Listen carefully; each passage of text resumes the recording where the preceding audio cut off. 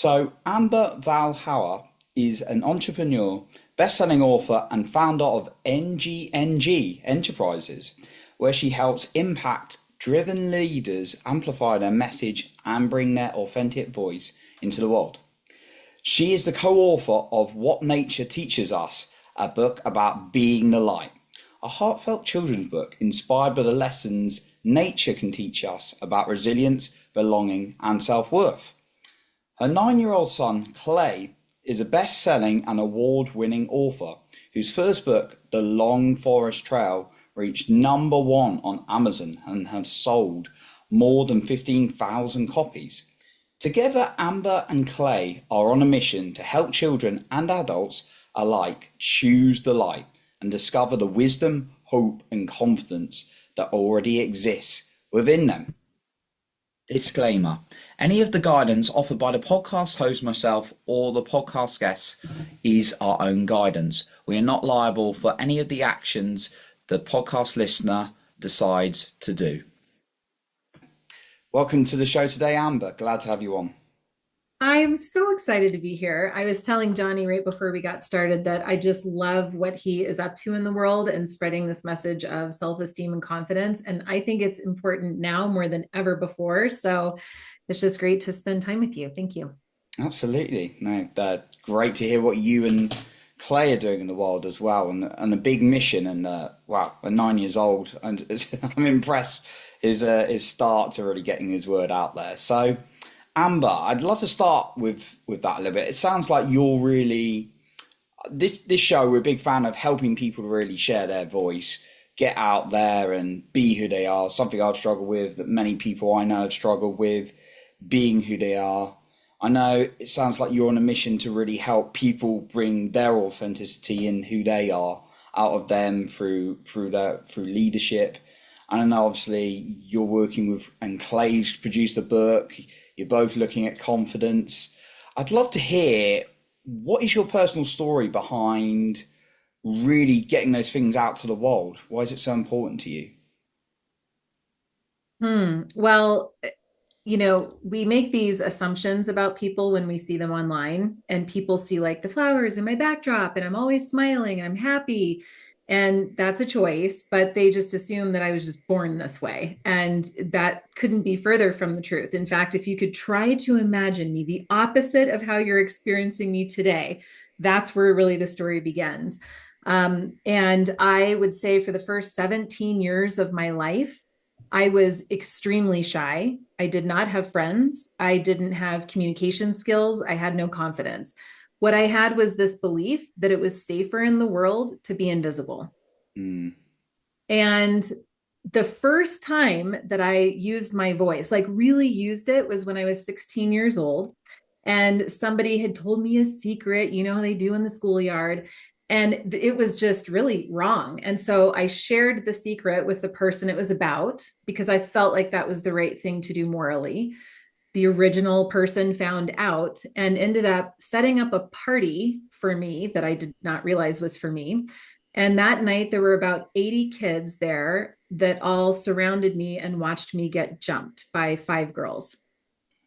And this was a really interesting lesson to learn at such a young age of using your voice and trying to stand up and do the right thing.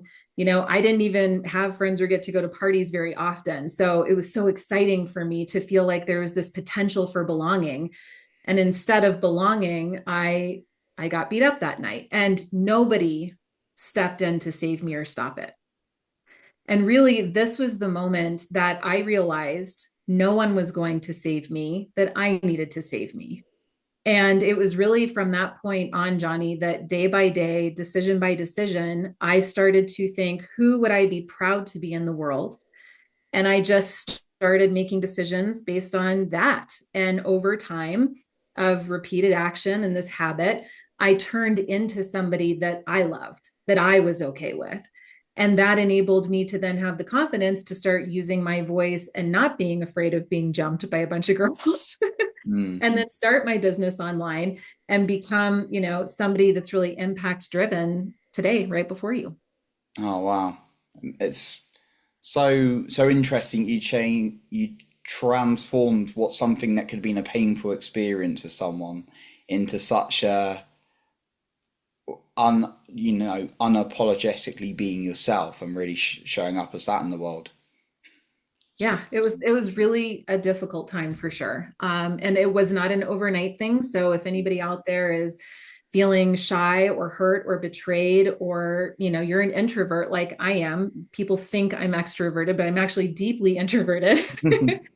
And it's possible. Anything is possible. You can still go out and have the impact that you desire and the love you desire and the deep personal fulfillment that you desire. But it does take action. It takes work. absolutely. I love that. And it's something it sounds like we were talking about that Clay's very much on board with from a young age as well. Yeah. Well, I mean, I think it helps that I model it for him every single day. So that was sort of the environment that he grew up in. But also, I mean, something that I decided on at a very early start to parenting is that I wanted that kid to know that he was safe and loved in the world. And so every single day before tucking him into bed, I would say, "You are safe, you are loved."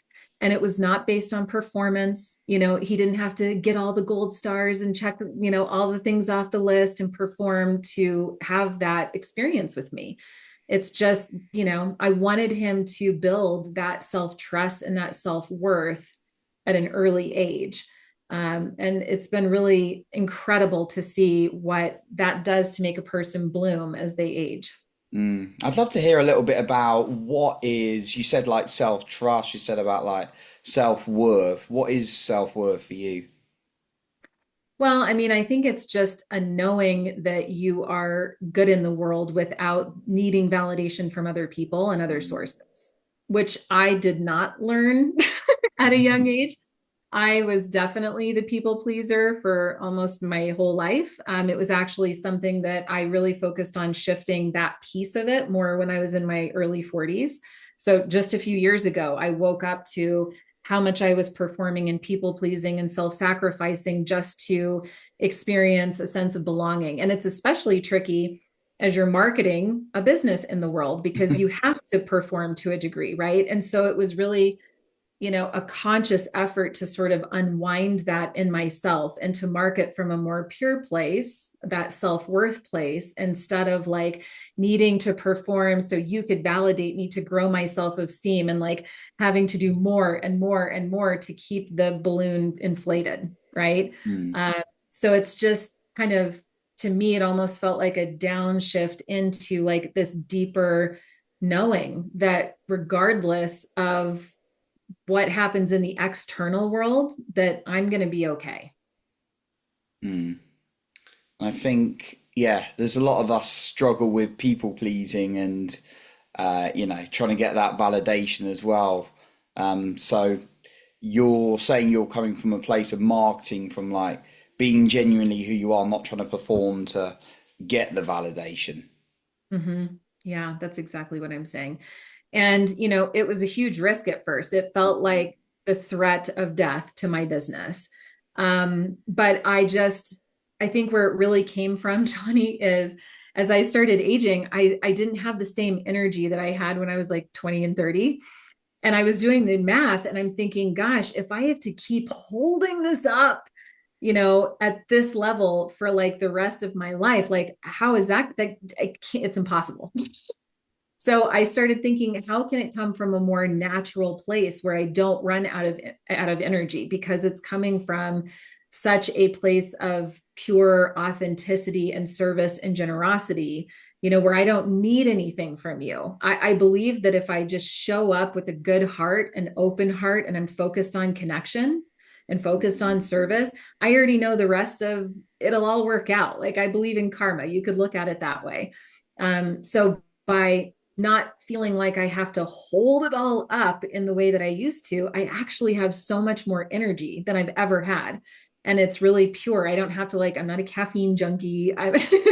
It just comes from this natural, joyful place. It's alignment is what it is. Mm.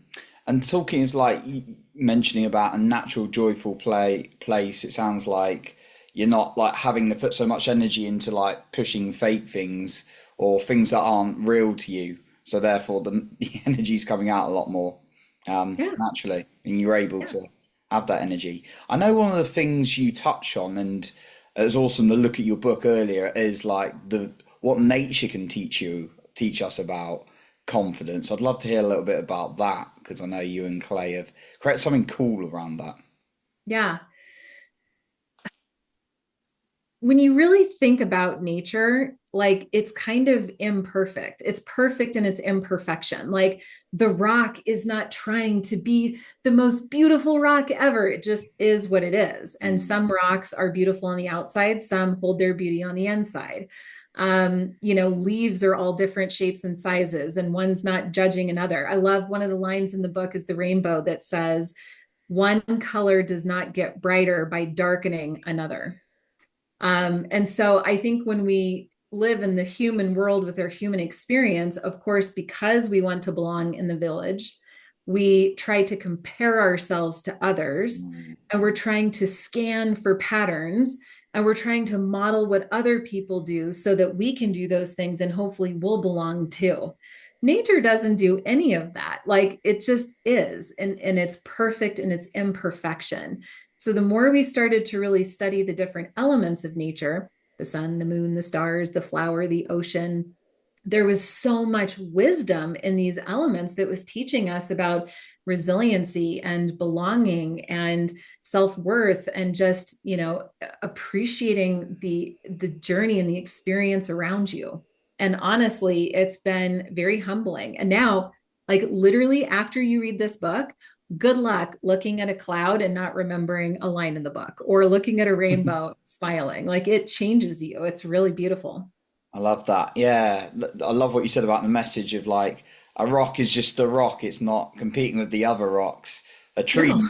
A tree is just a tree. You know, it's standing there. It's I've one guy I've learned from. He says a tree's like not worried about if it's gonna get blown over tomorrow. It's just it knows it's there and it's got like a Being purpose. present. Mm, Yeah. I love that. With humans, I know we were touching on it that a lot of us can actually compare ourselves to other people, and that can be quite harmful. Is there something you found useful in your journey or working with other people on how we can cut that out a little bit more about comparing to other people?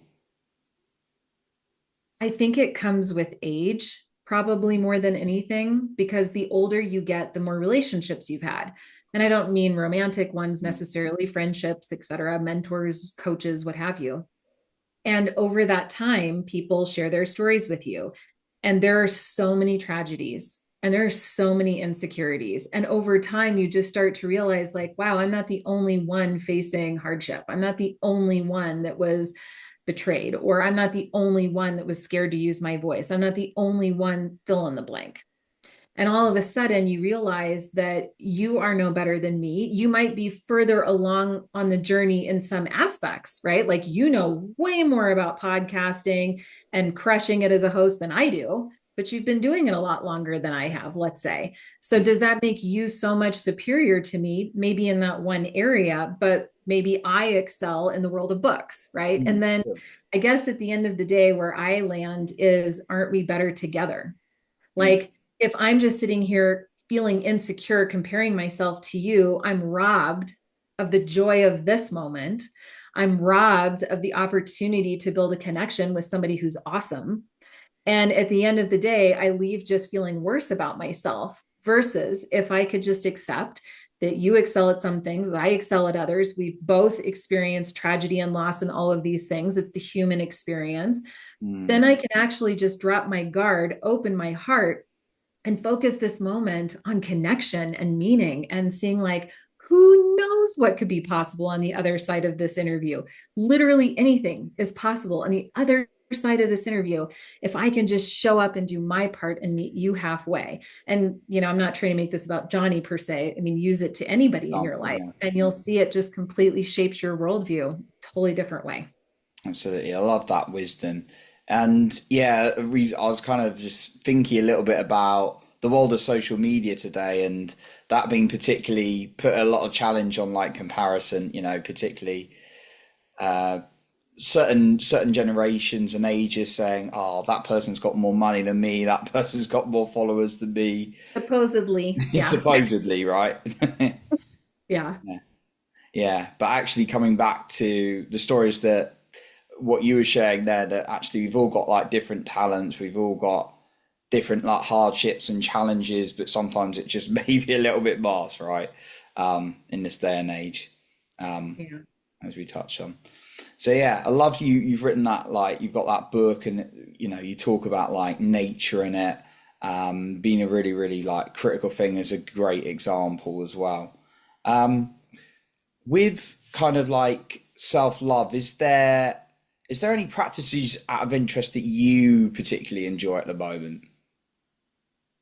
When you say practices, can you clarify which direction you want me to go with that?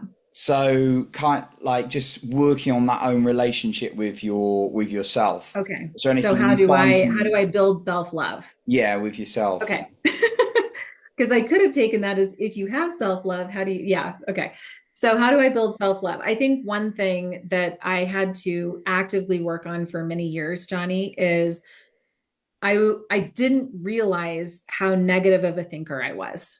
Mm, But as a strategist and as somebody that was surrounded by a lot of very self-centered, manipulative people, um, it really kind of got in my head, and I was always like looking for the threat. I was looking for what was wrong, because if I could just make everything right, then I wouldn't get bullied, I wouldn't get punished, and I would keep the peace with all of the people around me, right?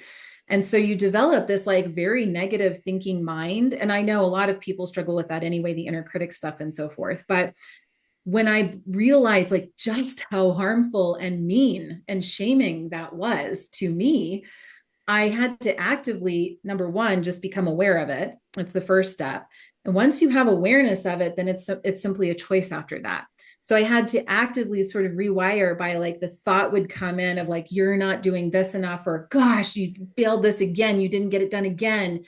And then I would pause and just think of something I did right today. Think of mm, something that I'm really proud of about myself. Like, I am proud that even though people have hurt my heart, that my heart is still open for giving and receiving. That's a very simple thing. Or I really value that I'm a person of my word. I really value that even though I've been hurt in the world, that I still seek connection with other people. I really value that I'm organized. I value that I eat well, or whatever it is. Like, it could be so simple and so small. But when you start nourishing yourself with things that are true, that you're proud of, all of a sudden, like, that self-worth and that self-love and trust starts to grow. I mean, it is true that what you think about grows. So that's one thing that I would start with, a practice that I have. I love that. So it's like catching any kind of like negative thought that comes in, and then kind of like flipping it for actually what's a truth about me that I love, that I value, that I'm, yeah. Yeah, I mean, it seems so simple. I'm sure you've had a million guests that have said something similar, but it's so much harder in practice. Mm, Like, to all of the listeners, just try to be aware of how much you beat yourself up in the next 24 hours. Or how much you avoid looking at the things you don't like in yourself, and how you have escape tools. Like, I drink, I binge watch Netflix, I gamble, I whatever you do. Like, we all have little outlets for escaping the things that we're avoiding. And the avoidance is a truth that we don't like about ourselves, let's say. And I have just become a student that's very curious about myself. I'm really into personal growth, because I want to feel really good about myself. I want to feel like a pure vessel. I don't want to go to bed each night with baggage and resentment and all of these horrible feelings that I know that a lot of us deal with because we don't know how to let it go. But truly, if you can just start becoming aware of it and try to shift into something you're really proud of, you'll notice that based on our own desires for recognition and belonging, it starts to turn on ourselves. All of a sudden, we're like, God, I recognize myself. That feels really good. I belong mm. with self. Like, whoa, this is getting to be a better relationship. So, in the way you might pursue a romantic partner, try to pursue yourself and watch what happens. It's wild. It's great. Love that. Pursue yourself. We don't think of that. We pursue other people with the lack of love after I've heard that so many times and been guilty of it, of course. But yeah, that's a really good perspective on it.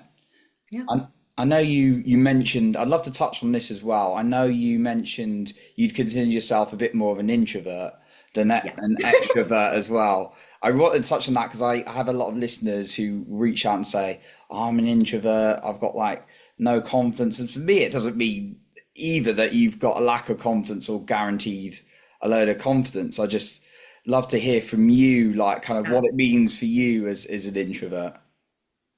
Confidence is different than introversion. Mm, But we mistake it mm, because confidence resembles shyness to mm, some. Like it's a judgment that we have about introversion. Introversion really means that, like, the simplest way to think about it is when you go to a party and you leave, are you lit up and you wish the party never ended? And then you're like, let's go to the after party and then the after party and let's keep it rolling. And you always want to go out and do things with other people and you get fed, you get energy that way. Or are you more like me that you go to the party and over a period of time, you get more and more drained, less and less energy. And it doesn't mean you don't want to be there. It doesn't mean you not having a great time. It means that your natural life force, your energy is just draining around others. You're giving and not receiving enough versus in that same environment, an extrovert receives the energy, which is why they get so excited. It's the opposite for introverts. So it mocks shyness, and that shy people aren't the first ones to speak out in a crowd, but confidence and introversion are actually different things. You can be a mm. very confident introvert, just, like me. Absolutely, I've met many. I've met many. And yeah, I just was really interested to hear what being an introvert meant for you, and it's kind of like that energy thing in terms of like when you go to a place, being around people, and then certain point. And I guess the some people give you more energy than others as well. Absolutely. And, because I'm around people all day long, that's my work. I'm a single parent, I'm at soccer games, I'm everywhere all the time with people. I would crash really hard at the end of the day. And so over time, I had to learn like these little tiny micro moments, micro hacks to give me sips of oxygen throughout the day so that by the time I end the day, it's like a smooth landing. It's not a hard crash. So, an example of this would be, let's say I ended a meeting 5 minutes early. Instead of rushing into my inbox and like trying to check everything or like looking at my phone and like squeezing in the 5 minutes, I'm going to put on some jazz music or some dreamy forest music. And I'm just going to look outside for a minute. I'm going to take a couple of deep breaths. And even if I have 30 seconds to do that, whoop, all of a sudden, it's like I've filled up my cup again. So it's going to be different for every introvert out there, but try to find your practice, find your rhythm. I know for me as a highly sensitive person, if I'm feeling like I need to recharge quickly, I will immediately go into a dark, quiet room. Dark as humanly possible. Something about the light is even pulling my energy and life force, or like sounds. If there's like I can't work in co-working spaces very well because like I'm just pulling the sound and the energy from behind me. Mm, So just start paying attention to what your body is trying to communicate to you, because introversion has the opportunity to really harm a person's career, right? Without these practices, if I didn't want to crash, I might feel like I have to work less hours, or not be a speaker and impact a lot of people. I guess the bottom line is that you can have, be, and do it all, mm, but self-awareness and self-love will help you achieve that. mm. It's really what I'm getting from you is like really knowing yourself and what works for you. And we often say on this show, there's never a one size fits all, right? We take a lot of like different guest views and tools and stuff, and Right? it's what is going to like work for one person is different from completely different from another. But you're really advocating for like looking after yourself, and you're knowing those little breaks you need to just give those little energy boosts for you, like you personally. Yeah. And yeah, we shouldn't feel guilty about that. No, No. it's just the way your body is designed. It's okay. Yeah, absolutely. I love that. So yeah, you've obviously done like a lot of work on yourself, and you've got Yes. like you do a lot of purposeful work, it sounds like. Have you always known what you've like wanted to do, or was it Absolutely not. because you No, sound very like we were talking before this episode, me and Amber was like, I just come off this workshop, I'm so excited, I love it. And you can't fake energy. I tell she absolutely loved it and she's buzzing and she's oh, excited. But it's just, yeah, like some people are a little bit, for the person who's maybe a little bit lost out there, they're like, I don't know what I want to do. How can they start to discover more of that from themselves, speaking of self-awareness? I do think that my strategy of invisibility Mm, in the world was helpful because it mm, helped me to develop this superpower of awareness and trusting my instincts, trusting myself. So this leads to, I feel like, and I can't explain this, and maybe this is a little woo, but it feels like there are little clues around us all the time of directions that we could go in, of possibility. And I remember when I was just turning 18 years old, I was looking for a job. Now, the 5 years before that, I worked in restaurants. So it would make sense that I would look for another restaurant job. But I was looking at the newspaper. Yes, there were newspapers back then, regular circulation. There were yellow books too. And inside of the newspaper, I was drawn to this little tiny ad on pages of job ads. And this little tiny ad was to sell Cutco cutlery, the high end kitchen knives. mm, Now, how does that make sense to someone with zero confidence, communication skills, any experience, friends, anything? I'm going to go become a salesperson. Are you kidding me? But there was something about that ad where it was just like, you need to interview for this. mm, Now, if I had avoided, escaped, if I didn't know myself, if I didn't have that superpower of awareness to listen to that nudge, I mm, mean, my whole life would have been so different. But there was something about it that I listened to the nudge. I went into the interview. I got the job. I'm sitting in training and I'm thinking, what on earth am I doing in this place? Like, I don't belong here. This is horrible. But the trainer said there are three types of people in the world. There's the person that sits on the fence and watches what everybody else does. There's the person that dips their pinky toe in the pool to test the water. And then the third person is the person who jumps in with both feet.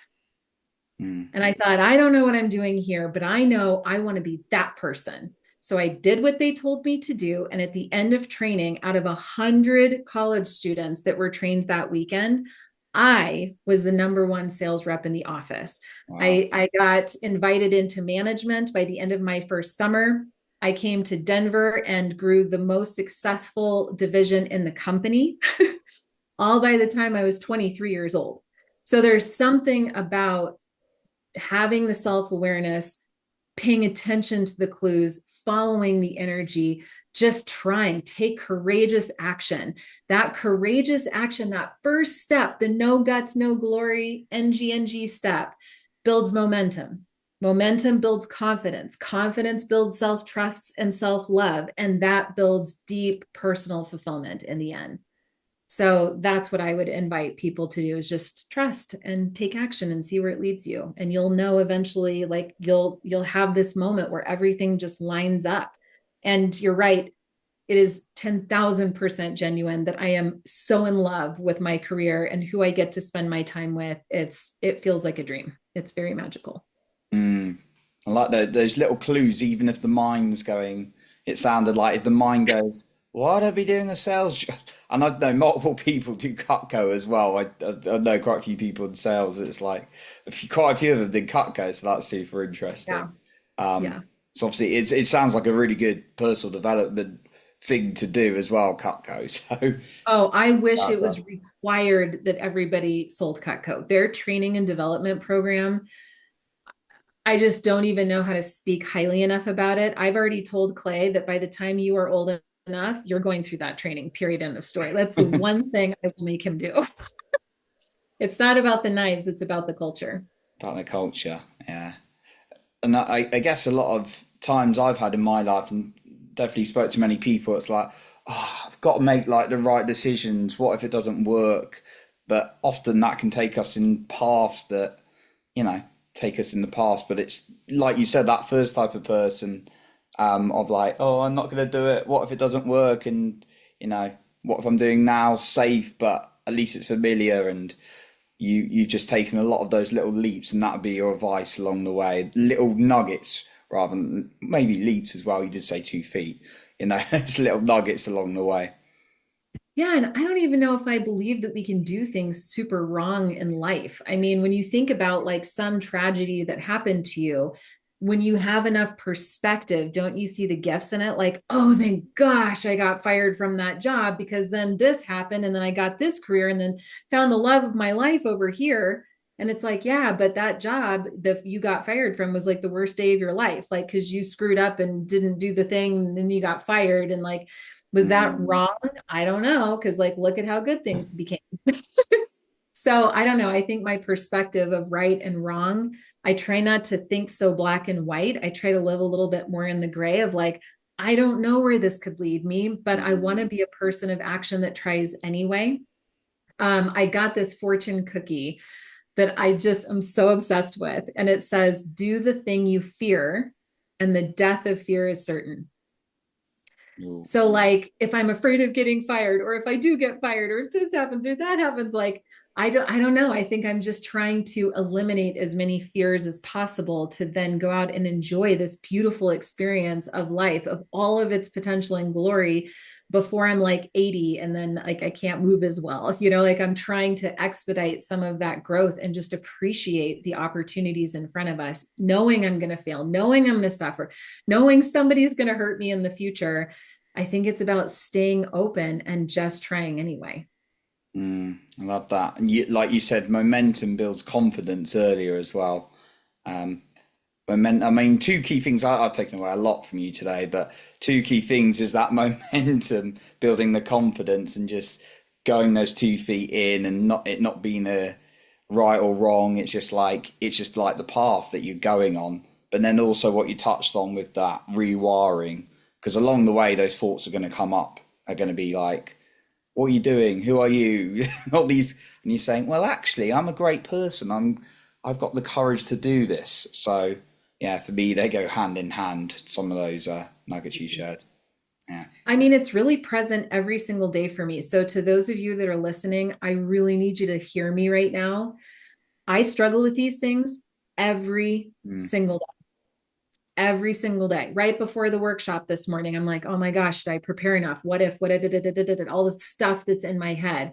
And I just had to say, like, is my heart in the right place? What is my why behind this workshop and this campaign? What if instead of focusing on me and my preparedness and what I hope to get out of it, what if I just focus on loving the people that show up? And that's exactly what I did. And the experience was like a level 100.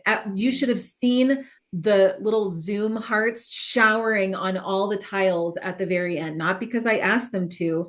That was their genuine response to me pouring love, love, love, love all the whole time, 90 minutes. It was so like off the charts, energetic and strong.